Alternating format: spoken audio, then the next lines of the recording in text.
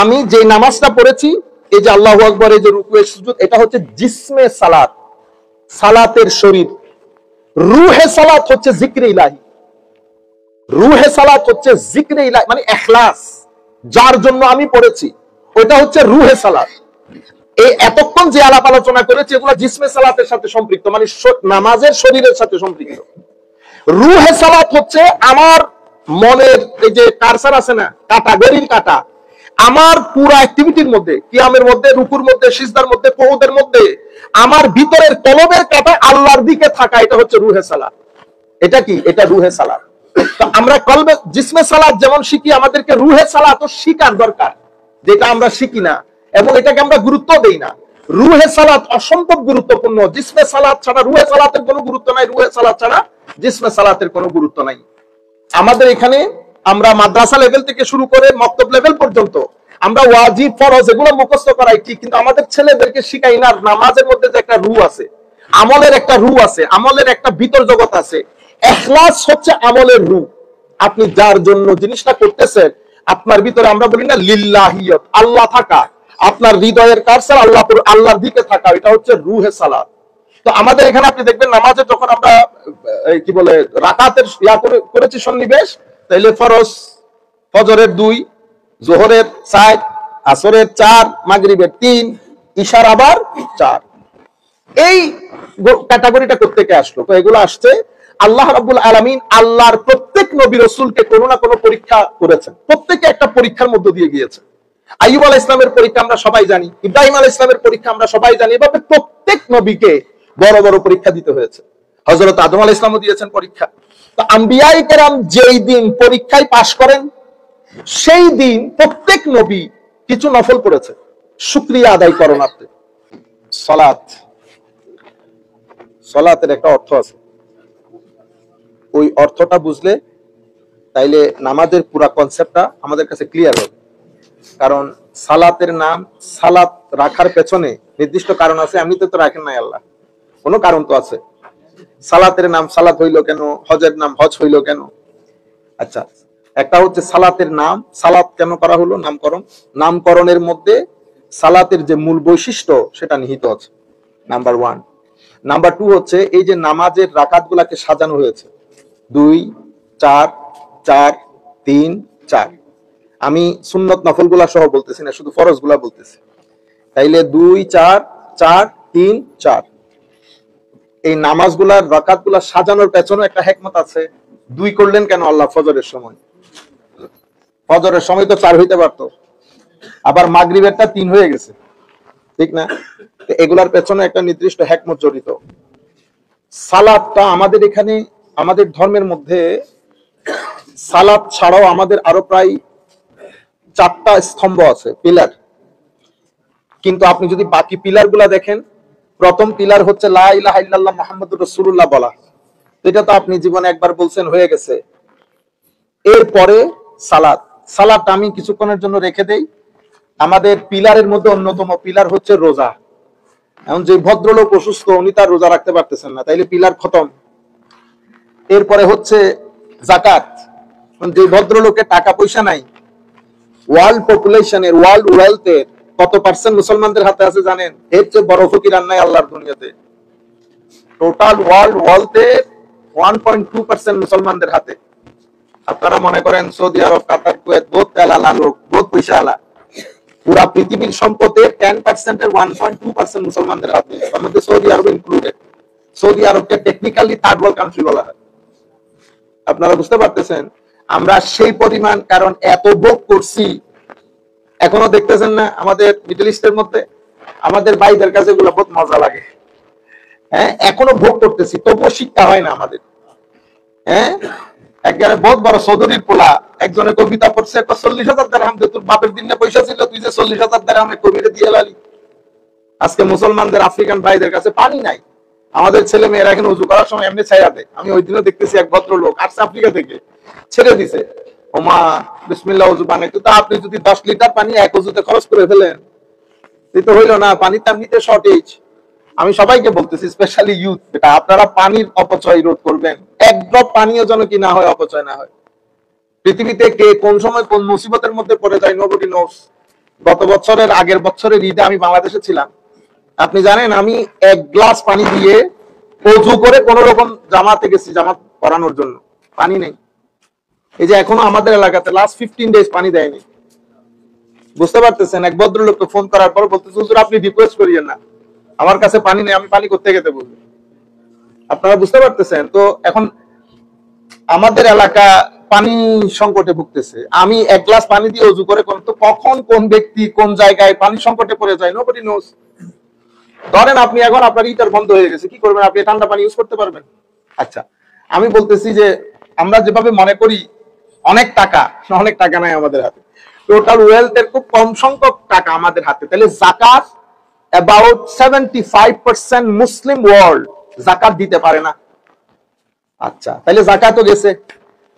রোজা যারা রাখতে পারতেছে না, অসুস্থ, তারাও রাখতে পারতেছে। তাহলে ইসলামের 5 পিলারের মধ্যে 4 পিলার, প্রথম পিলার লা ইলাহা ইল্লাল্লাহ মুহাম্মাদুর রাসূলুল্লাহ একবার বলেছেন, বাস হয়েছে। বাকি 3 পিলার নট ফর এভরিবডি।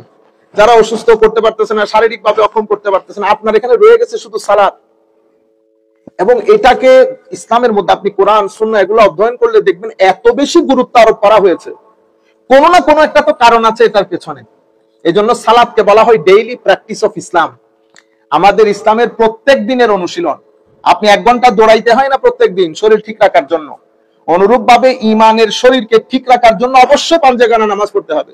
আপনি যত নামাজ থেকে দূরে থাকবেন, আপনি আস্তে আস্তে আস্তে আস্তে আল্লাহ রাসূল ইমান থেকে দূরে চলে যাবেন।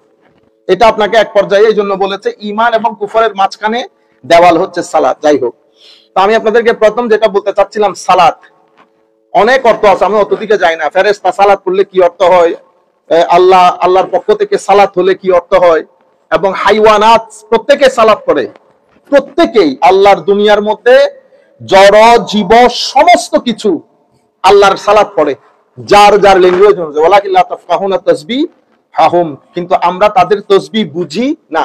প্রত্যেকেই যার যার ভাষা মতে সালাত আদায় করে।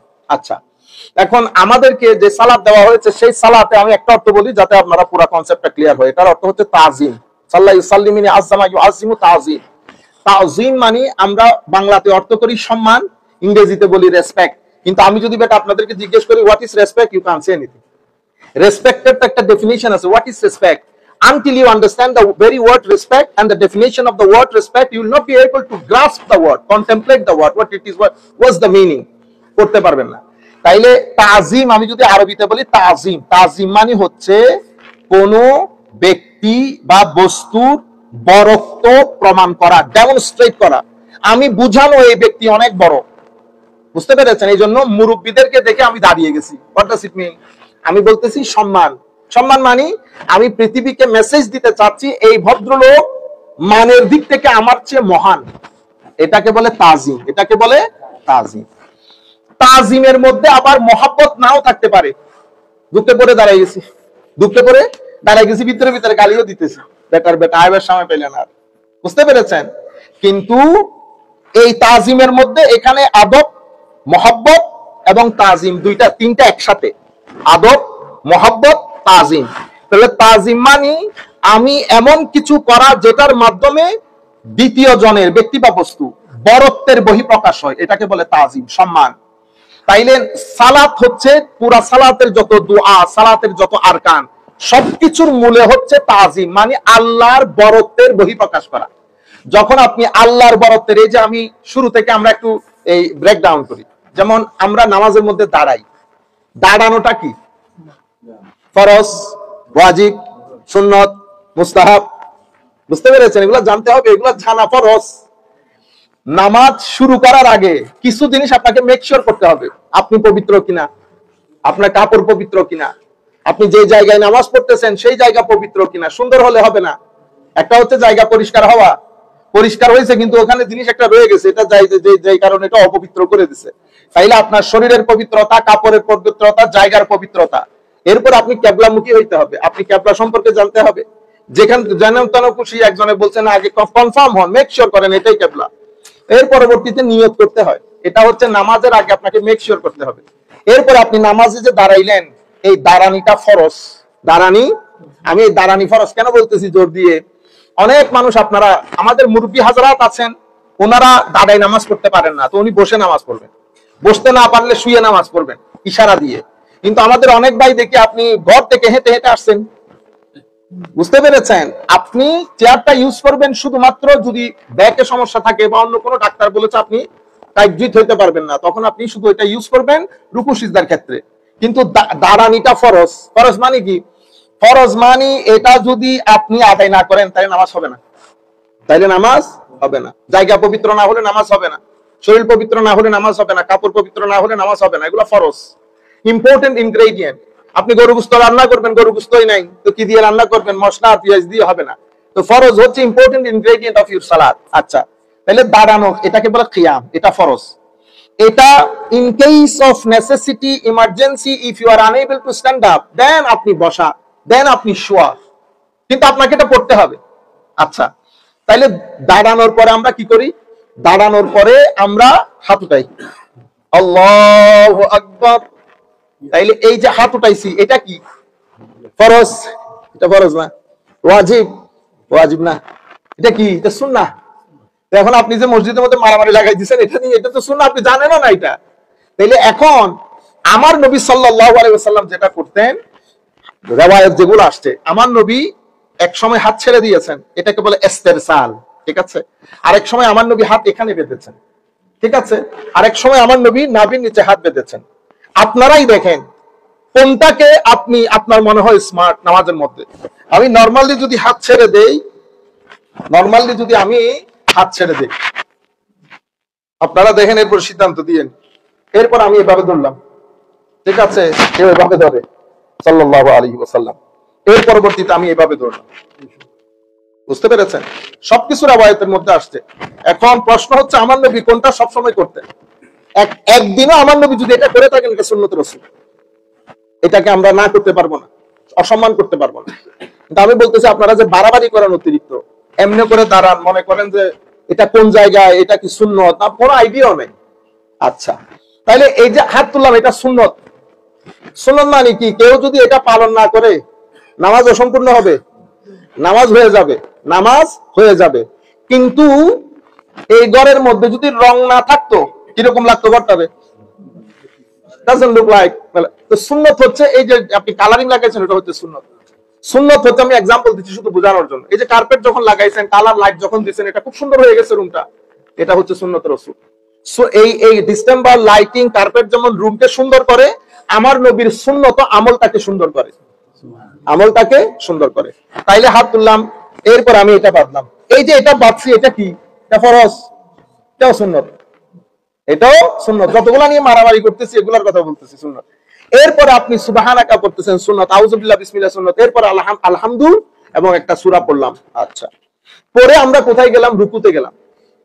রুকুটা ফরজ, রুকুটা ফরজ।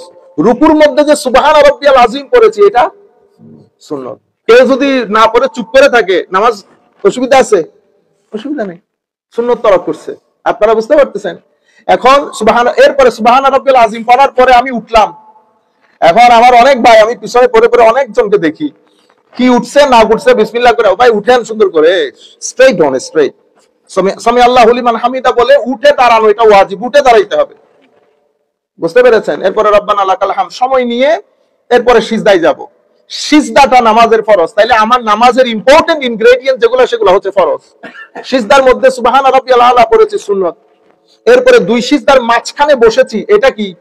এটা ওয়াজিব, এটা ওয়াজিব। তাইলে আমরা ফরজ ওয়াজিব, নামাজের কোনটা ফরজ কোনটা ওয়াজিব এগুলা জানা দরকার, আমি তাহলে ডিফারেন্সিয়েট করতে পারবো। যদি এটা আপনি না জানেন, তো আপনি যে ওয়াজিব তরক করছেন এটা কেমনে বুঝবেন? আপনি তো ওয়াজিব যদি না জানেন, তা আপনি ওয়াজিব তরক করছেন এটা কেমনে বুঝবেন? যদি ওয়াজিব না বুঝেন, তাহলে সিজদায়ে সহও তো দিতে পারবেন না।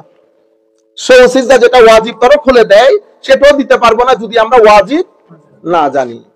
তাশাহুদের সময় আশহাদু আল্লা ইলাহা ইল্লাল্লাহ, আমি তাশাহুদ পর্যন্ত বসবো, কেউ 2 রাকাতে না বসে উঠে গেছে।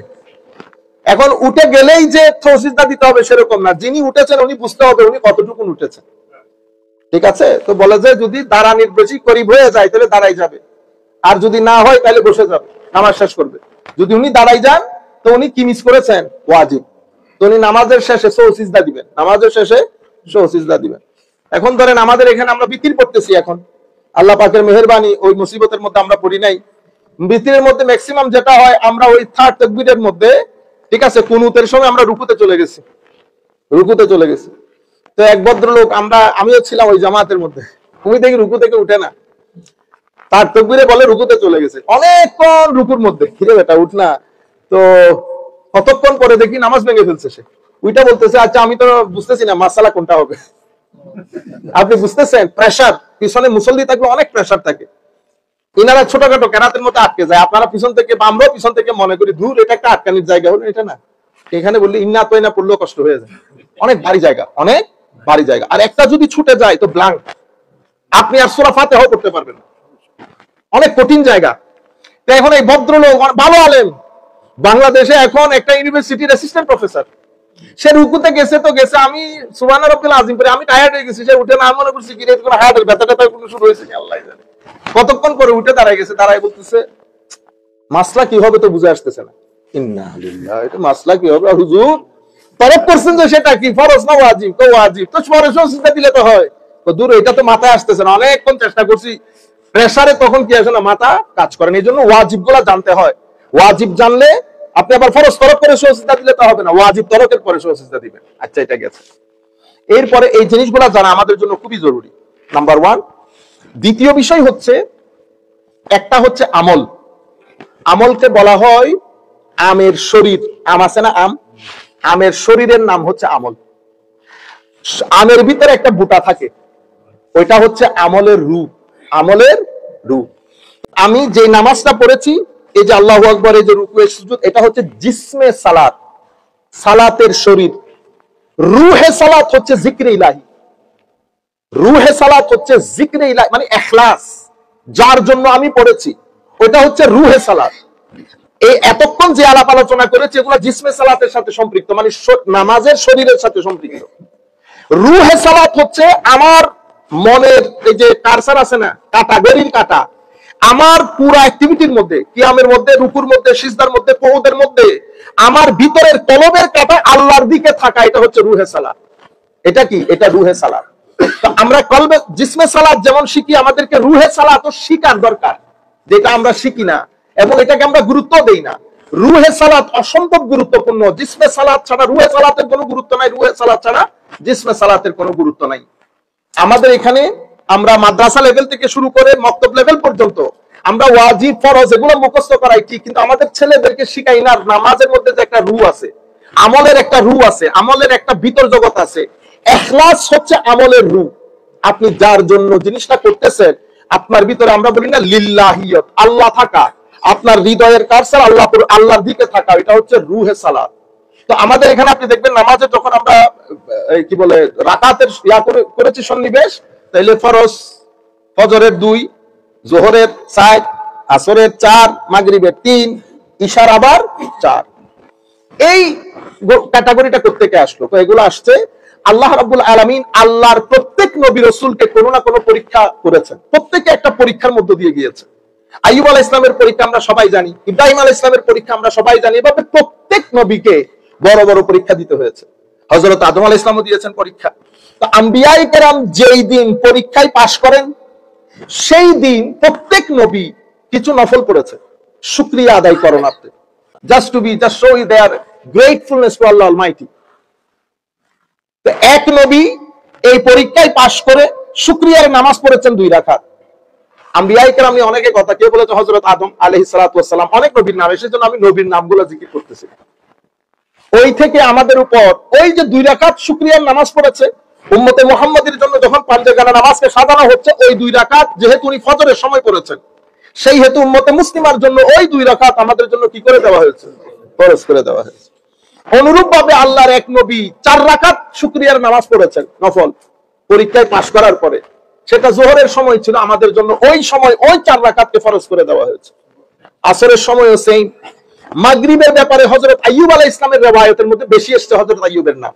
হযরত আইয়ুব আলাইহিস সালাম যখন রোগ থেকে শিফা পেলেন, অসম্ভব দুর্বল হয়ে গেছেন, অসম্ভব দুর্বল, 4 রাকাতের নিয়ত করেছেন, 3 রাকাত পরে আর উঠতে পারেননি, উনি 3 রাকাতে নামাজ শেষ করেছেন। আমার আল্লাহ ওই 3 রাকাত উম্মতে মুহাম্মাদের জন্য মাগরিবের ফরজ করে দিয়েছেন। এরপরে ঈশা আমার নবী সাল্লাল্লাহু রিওয়ায়াতের মধ্যে বেশি আমার নবীর নাম এসেছে, বুঝতে পেরেছেন? তাইলে ফজর, জোহর, আসর, মাগরিব, এশা এই প্রত্যেক নামাজ কোন না নবীর শুকরিয়ার, কোন না কোন নবীর শুকরিয়ার নামাজের সাথে সম্পৃক্ত, নবীর স্মৃতি বিজড়িত। You can say commemoration of the noble of prophets. এভাবে হজও সেরকম, সাই থেকে শুরু করে, তাওয়াফ থেকে শুরু করে, উকুফে আরাফা থেকে উকুফে মুজদালিফা, সবকিছু নবীদের স্মৃতির সাথে সম্পৃক্ত। অনুরূপভাবে নামাজও নবীদের স্মৃতির সাথে সম্পৃক্ত। আমার নবী সাল্লাল্লাহু আলাইহি ওয়াসাল্লাম, আমি দুইটা হাদিস বলে আমাদের কথা শেষ করে দিচ্ছি। আমাদের মনের কারসার যদি, মানে আপনি জিসমে সালাত ঠিক আছে, রুহে সালাতের মধ্যে গন্ডগোল করে ফেলেছেন, তো সওয়াবটা মেইনলি ডিপেন্ড করে রুহে সালাতের উপর। আমার নবী সাল্লাল্লাহু আলাইহি ওয়াসাল্লাম ইরশাদ করেছেন, ইন্নার রাজুলা লা ইয়ানসারিফু ওয়া মা কুতিবা লাহু ইল্লা উশরু সালাতিহি তুসউহা ফুমুনুহা সুবুহা। আমার নবী সাল্লাল্লাহু আলাইহি ওয়াসাল্লাম ইরশাদ করেছেন, একটা মানুষ নামাজ পড়ে বের হয়েছে, বের হওয়ার পরে আমার আল্লাহ রাব্বুল আলামিন তাকে নামাজের সওয়াব দিয়েছেন 10 ভাগের 1 ভাগ, 10 ভাগের 1 ভাগ, কেউকে 10 ভাগের 2 ভাগ, কাউরে 10 ভাগের 3 ভাগ, এভাবে বলেছে সুমনুহা সুলুসুহা। কাউকে 10 ভাগের 4, কাউকে 10 ভাগের 5, কাউকে 10 ভাগের 6, কাউকে 10 ভাগের 7। এই যে ভেরিয়েশন আসছে, কেউ 1 ভাগ পাইছে। আবার অন্য রাওয়ায়াতের মধ্যে আমার নবী বলতেছেন নামাজ চুরি করছে, তাড়াহুড়া তাড়াহুড়া তাড়াহুড়া, তারপরে নামাজকে নিতে নিতে নিতে নিতে আখেরি ওয়াক্তে নিয়ে তাড়াহুড়ার মধ্যে পড়ে, বুঝতে পেরেছেন? এরপরে নামাজের আদাবগুলা রক্ষা করে না। এই তাবৎ কাজগুলো যখন সংগঠিত হয়, তখন তার সওয়াবের ওই বিষয়গুলো আস্তে আস্তে আস্তে আস্তে কমে যায়। এই জন্য নামাজের মধ্যে মূল বিষয় যখন আসবেন, পবিত্রতার পরে সময় নিয়ে, তখন আপনি আর কোনো কিছু চিন্তা করবেন না, মুক্ত করে ফেলবেন নিজেকে সবকিছু থেকে। মানে এই 50 মিনিট, এই 40 মিনিট, 30 মিনিট, 10 মিনিট আমি একেবারে এক্সক্লুসিভলি নামাজের জন্য, এখানে আমি আর কোনো কিছু চিন্তা করব না। যখন আপনি ওই গেট দিয়ে ঢুকবেন, গেট দিয়ে ঢুকার দোয়া কি? হ্যাঁ, আপনারা দরুদ শরীফ মিস করে ফেলছেন। আগে দরুদ, আগে কি?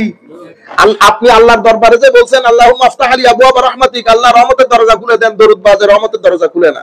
সেই কারণে আগে কি? দরুদ। এখানে ম্যাক্সিমাম মসজিদের মধ্যে, দেওয়ায়েতের মধ্যে আসছে আগে দরুদ, তারপরে দোয়া।